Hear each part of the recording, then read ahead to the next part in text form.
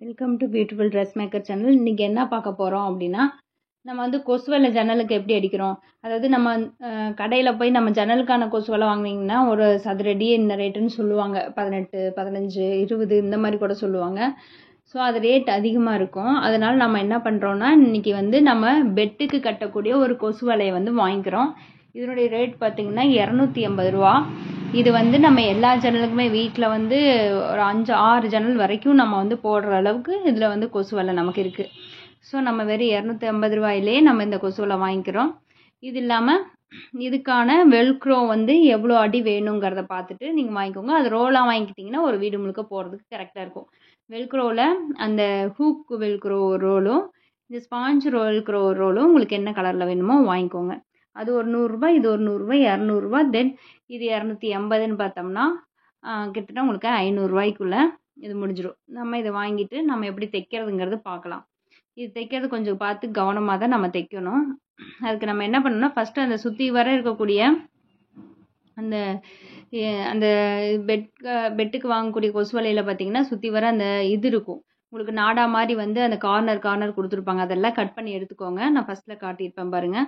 அதெல்லாம் first cut பண்ணி எடுத்துட்டு அதுக்கப்புறம் அந்த என்ன சைஸ் வந்து நமக்கு ஒரு அப்ராக்சிமேட்டில் இந்த ஜன்னலுடைய என்ன சைஸோ அதை வந்து கொஞ்சம் எக்ஸ்ட்ரா விட்டு நம்ம கட் பண்ணிக்கிறோம்.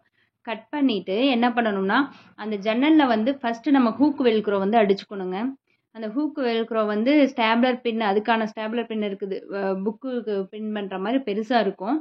அந்த பெரிய ஸ்டாப்லர் பின்னில் பின் பண்ணிக்கோங்க. இல்லைன்னா ஒட்டுற மாதிரி வெல்க்ரோவும் இருக்குது. அது நீங்கள் பார்த்து வாங்கிக்கோங்க.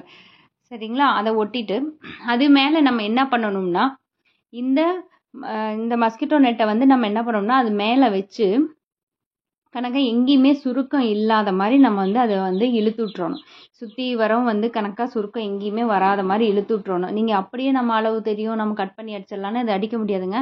ஏன்னா இது ஒரு சைடு இழுத்துட்டு போகும். அது வந்து கரெக்டாக ஃபிட்டிங்காக உட்காராது ஜன்னலில். அதனால் அவங்க யாருமே வந்து மேக்ஸிமம் இந்த கொசு வலையே வாங்க மாட்டாங்க. ஆனால் இது நமக்கு சீப்பாக கிடைக்குது.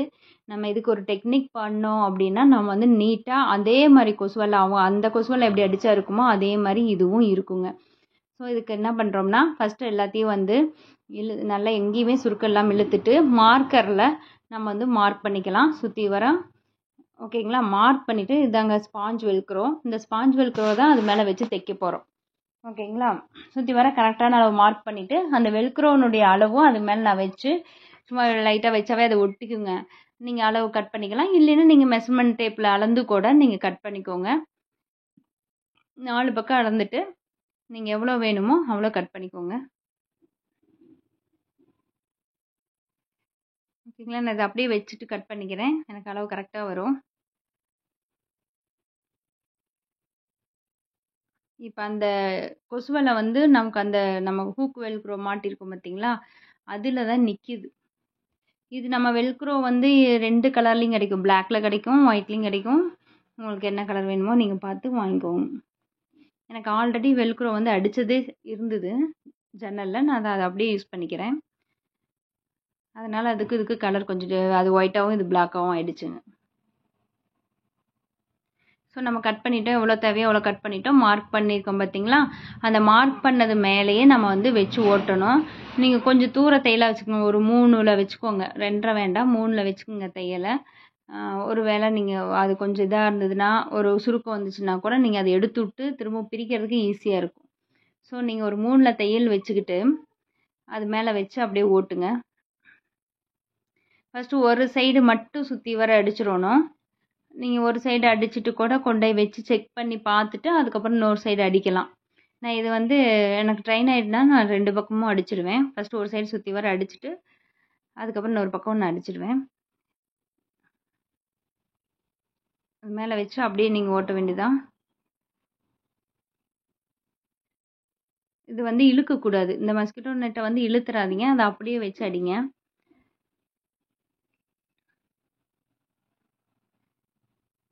இப்போ வந்து இதில் நான் ஒரு இன்ச்சு பக்கம் நான் கொஞ்சம் உள்ள தள்ளி வைக்கிறேன். எதனால அப்படின்னா, நம்ம வந்து இப்போ வந்து நம்ம இழுத்து அளவு எடுக்கும்போது ரொம்ப ஃபோர்ஸாக நம்மளால் இழுத்துருக்க முடியாது. சரி, அந்த வந்து நீங்கள் இது மாதிரி வச்சு அடிக்கும்போது உள்ள தள்ளி அடிச்சிட்டிங்கன்னா கொஞ்சம் லைட்டாக இழுத்து போட்டோம்னா அது ஸ்டிஃபாக நிற்கும். உங்களுக்கு எங்கேயும் சுருக்கம் இல்லாமல் இருக்கும். இது ஒரு துணி மாதிரி கொஞ்சம் சுருக்கம் தெரியும். அந்த சுருக்கம் தெரியாமல் இருக்கிறதுக்காக நான் ஒரு சைடு மட்டும் கீழே டவுன் சைடில் மட்டும் 1 இன்ச்சு உள்ள தள்ளியே நான் அடிச்சுக்கிறேன். மற்றது எல்லா சைடும் வந்து நான் கரெக்டான அளவு தான் வைக்கிறேன். அதில் என்ன மார்க் பண்ணமோ அதே அளவு நான் சுற்றி வர வச்சு அடிச்சிடுறேன். இதில் உங்களுக்கு எல்லா கலர்லேயும் கிடைக்கும். உங்களுக்கு ஜன்னல் அதிகமாக இருந்ததுன்னா டபுள் பெட்டுக்கு போடக்கூடிய கொசு வலை வாங்கிக்கிங்க. இல்லை உங்களுக்கு வந்து ஜன்னல் கம்மியாக தான் இருக்குன்னா சிங்கிள் பெட்டுக்கு போடக்கூடிய கொசு வலை வாங்கிக்கிங்க. ரேட் கம்மியாக கிடைக்கும். அது இன்னும் நம்ம 180 150 இந்த ரேட்டில் கூட நமக்கு கிடைக்கும். அவ்வளோதான், சுற்றி வர வச்சு அடிச்சுக்கிட்டே இருக்க வேண்டியதான். இது பெரிய வேலையெல்லாம் இல்லைங்க, ஈஸி தான். கொஞ்சம் டெக்னிக்கலாக பண்ணோம் அப்படின்னா கரெக்டாக நமக்கு வந்து இந்த கொசுவலை அது மாதிரியே இருக்கும். உங்களால் வந்து யாரும் கண்டுவே பிடிக்க முடியாது நீங்கள் இந்த கொசுவலை தான் போட்டிருக்கீங்கன்னு. ஸோ எடுத்து கையில் நம்ம எடுத்து பார்த்தா மட்டும்தான் உங்களுக்கு தெரியும். சுற்றி வரோம் நம்ம என்ன பண்ணுறோம், எக்ஸ்ட்ரஸாக இருக்கிறத அப்படியே கட் பண்ணுறோம். இது பிரியாதுங்க. ஆல்ரெடி நம்ம இதில் ஒரு பக்கம் அதில் ஒரு பக்கம் தைச்சிருக்கோம், அதனால் பிரியாது. நீங்கள் எக்ஸஸாக இருக்கிறத அப்படியே கட் பண்ணி விட்ருங்க. தெரியாது, நீங்கள் அதை நம்ம எக்ஸஸாக இருக்கிறது கட் பண்ணதும் தெரியாது உங்களுக்கு.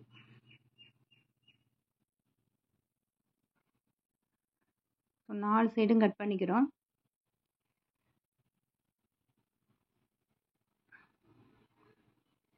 இந்த இது கொஞ்சம் உள்ளதல்னால அது 1 இன்ச்சு வந்து நமக்கு கொஞ்சம் வெளியில் நீட்டிகிட்டு இருந்தது. இது அப்படியே நம்ம என்ன பண்ணணும்னா ஒரு சைட்லேருந்து நம்ம கொஞ்சம் கொஞ்சமாக ஒட்டிக்கிட்டே போகணும். ஒட்டிட்டு எங்கெங்கே இழுத்து விட்றது இழுத்து விட்டுங்க. கீழே பாருங்கள், அந்த இடத்துல 1 இன்ச்சு தான் இது பண்ண பார்த்தீங்களா, இழுத்து விட்டோன்னு கரெக்டாக ஆயிடுச்சு பாருங்கள். அந்த சுருக்கம் இல்லாமல் கரெக்டாக வந்து உட்காந்துக்கும் நம்ம இதை இழுத்து விட்டிட்டா. அதுக்காக அந்த 1 இன்ச்சு வந்து நான் அதில் மட்டும் மேலே தள்ளி தைச்சேன். எதுக்காகனா அந்த ஸ்டிஃபாக பார்க்குறதுக்கு உங்களுக்கு எந்த வித சுருக்கமும் இருக்காது. பாருங்கள், எந்த வித சுருக்கமும் இல்லை, நீட்டாக இருக்குது, பர்ஃபெக்டாக இருக்குது. இன்னொரு ஜன்னல்லையும் பாருங்கள், இது எல்லா ஜன்னல்லையும் நான் போட்டேன். அடுத்தது 3வது ஜன்னலில் பாருங்கள், 4வது ஜன்னலில் பாருங்கள், இது 4 ஜன்னல்லையும் நான் போட்டிருக்கேன். எங்கேயுமே சுருக்கில் பர்ஃபெக்டாக இருக்குது. இன்னும் ஒரு 3 ஜன்னலுக்கு ஆகிற மாதிரி எங்கிட்ட மெஸ்கின் நோட்டு பேலன்ஸ் இருக்குது. தேங்க்யூ ஃபார் வாட்சிங் திஸ் சேனல்.